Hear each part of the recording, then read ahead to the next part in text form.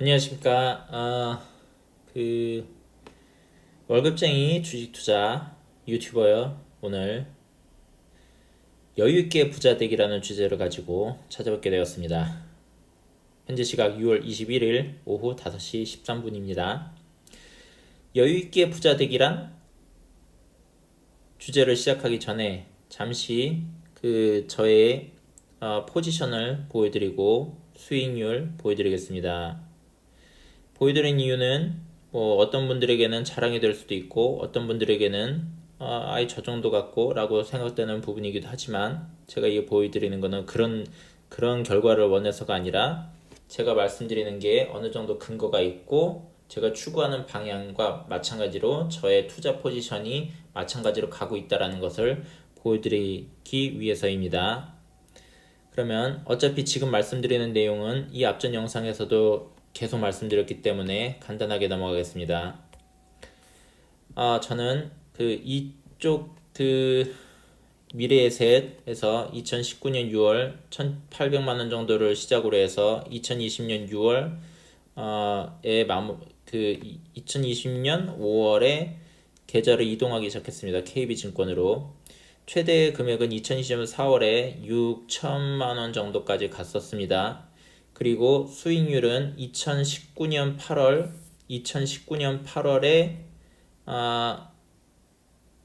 마이너스 4% 정도, 그리고 뭐 요 정도의 손실, 그리고 2020년 2월에 마이너스 0.41, 2020년 3월에 마이너스 0.4, 이 정도를 기록했습니다. 이 정도를 기록했고, 그 다음에 뭐 이쪽에 월간 투자 손익은 뭐 수익률이 기초 자산을 1,800만 원을 기준으로 했을 때는 투자 손익이 이 정도 나왔습니다.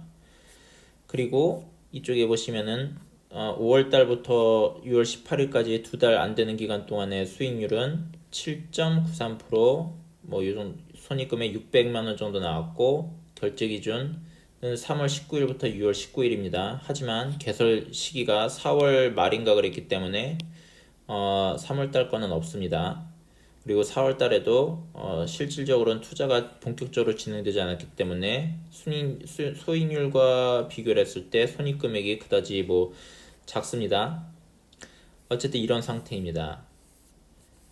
그리고 그러면 다시 오늘 여유있게 부자 되기라는 주제에 대해서 생각을 해보겠습니다. 여유있게 부자가 되려면은 가장 중요한 요인은 수익금이라 1년 연소득이 부자가 되는데 필요한 요인으로는 연소득, 그리고 뭐 부모로서의 상속, 아니면 뭐 그러니까 금수저냐 은수저냐 이런 게 영향을 미칠 수가 있겠고, 또 뭐 그 외에 몇 가지가 있을 수 있겠지만 가장 중요한 것은 시간이라고 생각합니다. 시간. 저도 지금 연소득이 많은 편도 아닙니다. 연소득 딱 평균 정도 되면서 그동안에 뭐 살면서 사업도 해보고 이런저런 것을 해보면서 뭐 집안에 우환도 있었고 해서 그렇게 뭐 돈을 많이 모으지는 못했습니다. 그럼에도 불구하고 소득이 적어서 아쉽거나 현재 금액이 적어서 아쉽거나 그러지 않습니다. 가장 아쉬운 부분은 내가 왜 좀 더 빨리 하지 않았을까? 내가 왜 20대 때 하지 않았을까? 왜 우리 부모가 나를 태어날 때부터 이런 부분을 알려주지 않았을까? 내가 태어날 때부터 내 부모님이 이런 거를 하고 있었다면 얼마나 좋았을까? 그런 아쉬움만 있습니다. 저도 마찬가지로 제 아이가 생기자마자 그 계좌를 만들어주고 제가 준비를 해줄 겁니다. 그것이 뭐 가장 여유있게 부자가 되는데 가장 필요한 선택 방법이라고 생각을 합니다. 그러면 왜 그렇게 생각하는지, 왜 시간이라고 생각하는지를 말씀드리면, 이 투자에는 복리의 개념이 있지 않겠습니까? 이 복리는 무척 강력한 것입니다. 마법이라고 부를 정도로 일반 소비자의 관점에서 살아가는 일반 사람들은 상상할 수가 없는 부분입니다. 월 1,000만 원의 가용 처분 소득이 있는 분들이 뭐 투자라는 거에 대해서 관심이 그렇게 많은 분을 못 봤습니다. 애초에 1,000만 원이라는 가처분 소득이 그렇게 뭐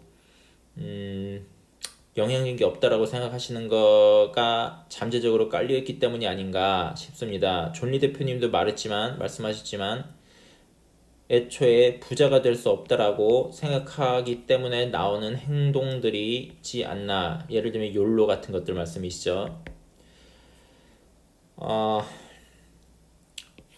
그렇다면은 요 복리라는 게 어떤가 한번 보여드리겠습니다. 복리를 계산할 수 있는 표 이런 거 뭐 인터넷이라든가 어플에 있는데, 하지만 저는 뭐 제가 직접 만들어서 쓰고 있습니다. 뭐 만들었다고 해도 아주 그냥 간단하게 한 거라 그냥 참고만 해주시고, 그런 어플이라든가 이런 거 부분들은 스스로가 만드시거나 찾아보시면은 뭐 여러 군데서 찾아볼 수 있을 것입니다. 저의 가처분 소득은 저의 금융자산은 현재 1억 5천입니다. 1억 5천이고, 제가 이 앞전, 전년도, 재작년도, 작년과 재작년에 가처분 소득 금융투자로 쓸 수 있는 소득은 연 5천 정도 되었습니다. 하지만 내년과 내후년 정도는 3천에서 많아야 4천 정도 되지 않을까 예상을 해서 보수적으로 3천 정도를 잡았습니다. 그리고 물론 한 2, 3년 있으면 다시 5천 정도 될 거고, 여러분들도 마찬가지로 시간이 가면 갈수록 소득은 높아질 것입니다. 안 그러신 분들도 있겠지만 뭐 그거는 그렇기 때문에 가처분 소득을 어떻게든지 간에 높이셔야 됩니다. 저도 마찬가지로 추가 소득을 올리기 위해서 이렇게 유튜브를 하고 있는 거 아니겠습니까? 저희가 서로 가처분 소득을 올리기 위해서 제 영상을 보시는 분들도 마찬가지로 만들고, 서로가 봐주면서 서로가에게 격려가 되는 그런 좋은 관계도 만들었으면 하는 바람입니다. 어쨌든 다시 시작을 하면은 월 3천만 원의 연 3천만 원의 투자 금액이 새로 추가되고 현재 1억 5천만 원이 있고, 연 수익률을 15%로 봤을 때 1년 후에는 2억, 뭐 이렇게 쭉쭉 가다가 10년 후에는 12억이 됩니다. 20년 후에는 55억이 되죠. 그쵸? 만약에 이거를 이제 막 20대 초반에 뭐 아르바이트를 해도 연 2천 정도가 연 2천 정도가 가능하다고 봤을 때 그 1,000만 원 정도가 연 금융 투자에 추가로 들어가는 투자금이 되고, 현재 영원이라고 봤을 때 15%로 보면은 10년 후에는 1억 6천만 원입니다. 20세를 기준으로 해서요. 10년 후에는 1억 6천, 30세죠. 그러면 40세 때는 8억, 50세 때는 37억입니다. 그쵸? 그리고 이거를 20%라고 보면은 더 커집니다. 10년 후에는 2억이죠. 20년 후에는 18억, 30년 후에는 거의 100억 원에 육박합니다. 50세 때 연 1,000만 원씩만 투자에 쓰고 수익률이 20%가 되면은 이렇다는 겁니다. 저는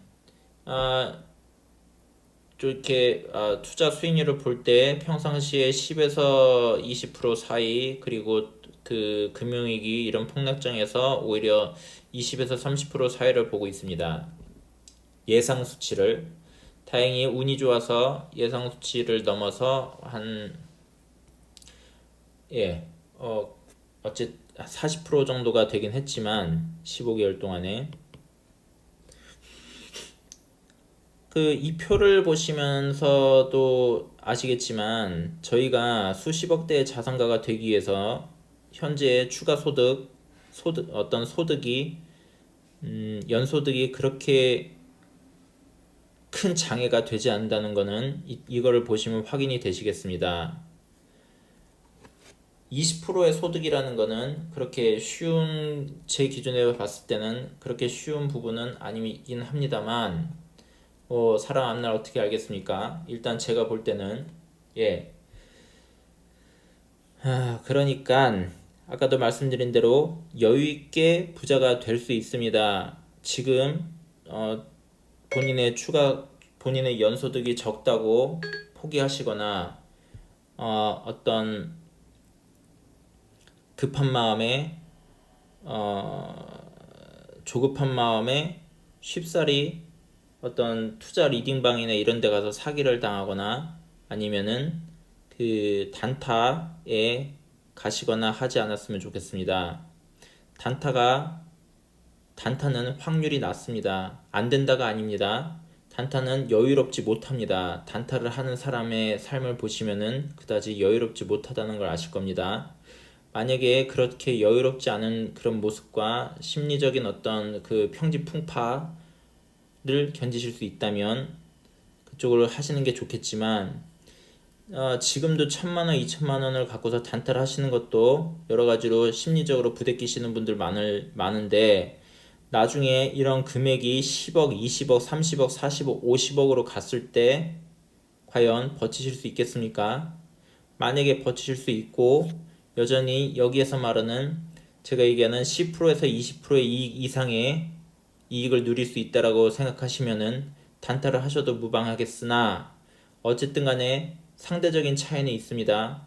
분명히 이런 장기 투자로 갔을 때의 마음이 더 편안하실 겁니다. 여유롭게 부자가 되는 방법을 말씀드린 것입니다.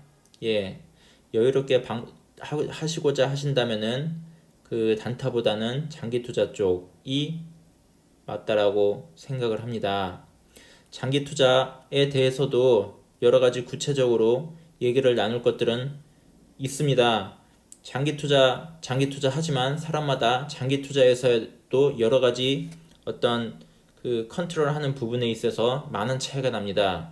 예를 들면 장기 투자라고 해서 일반적으로 생각하면 사고서 묵혀둔다 그렇게 생각하시는 분들도 많지만 그렇지 않습니다. 저도 장기 투자를 하지만 장기 투자를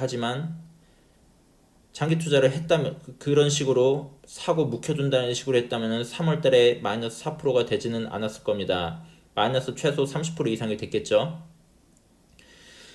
전체 보시면 아시겠지만 2019년 6월부터 2020년 6월까지 코스피 아니면 뭐 다우지수 등등등의 뭐 S&P 500 이런 거를 살펴보시면은 그 거의 횡보에 가깝습니다. 초기와 말기를 비교했을 때 수익이 거의 차이가 나지 않습니다. 그럼에도 불구하고 저는 초과 수익률을 상당히 달성했습니다. 그 이유는 그냥 가만히 있지 않기 때문입니다. 이 부분에 대해서 구체적으로 어떻게 해야 되는지는 언젠가 기회가 있으면 말씀드리도록 하겠습니다. 여러분, 여유 있게 부자 되시기 바랍니다. 여유 있게 부자가 되려면은 장기 투자가 맞습니다. 단기 투자를 하신다면은 직장 생활을 할 수가 없습니다. 직장을 그만두고 전업을 하던가, 직장을 하면서도 틈틈이 화장실 가서 계속 매매를 하던가 그래야 되는데, 그렇게 하면은 직장 생활을 제대로 할 수가 없고, 단타를 하시면서 특히나 적은 금액으로 뭐 2억, 3억도 안 되는 금액으로 하시면은 그 투자를 하는 과정 중에서도 생활비를 계속 투자금에서 빼다 써야 됩니다. 그러면 여유가 없습니다. 여유가 없어도 하실 수 있으면 좋습니다. 하지만 저처럼 제가 앞전에 저를 소개할 때 말씀드린 것처럼 저처럼 보수적이고 어떤 도박성이라든가 운이라든가 이런 거 싫고 확정적인 거를 원하신다면은 은행보다 확정적인 수익과 안정성을 원하신다면은 이쪽 장기 투자 쪽이 여유 있게 부자 되는 방법으로 아주 적합한 방법이라고 말씀드리고 싶습니다. 제가 또 하나, 왜 제가 계속 은행보다 안정적이고 수익률이 높다라고 말씀드리는 부분에서 또 어떤 분들은 반론을 다실 수 있는데, 그 부분에 대해서도 제가 나중에 기회가 된다면 말씀드리도록 하겠습니다. 왜 제가 은행보다 안정적이라고 생각하는지 제가 확실하게 말씀드릴 수 있는 거는 저는 어떠한 분들이 은행보다 안전하다는 게 말이 되냐라고 그러실 때 저는 그분들이 왜 그렇게 얘기하시는지 알고 있습니다. 너무나 기본적인 내용이기 때문이죠. 하지만 그렇게 말씀하시는 분들은 제가 무슨 관점에서 어떠한 근거를 가지고 이렇게 말씀을 드리는지 알지 못하십니다. 이러한 부분을 저만의 그 노하우라고 생각을 하고 여태까지는 공개를 안 해왔지만 언제 어떻게 공개할지를 계속 고민하고 있는 상태입니다. 언젠가 여러분과 일부분에 대해서 대화를 나눌 수 있는 기회가 생기기를 바라면서 오늘 영상은 여기에서 마치겠습니다. 그리고 여러분 구독, 좋아요 부탁드립니다. 그래야 이걸 해주셔야 제가 저의 노하우를 공개할 수 있는 날이 빨리 다가옵니다.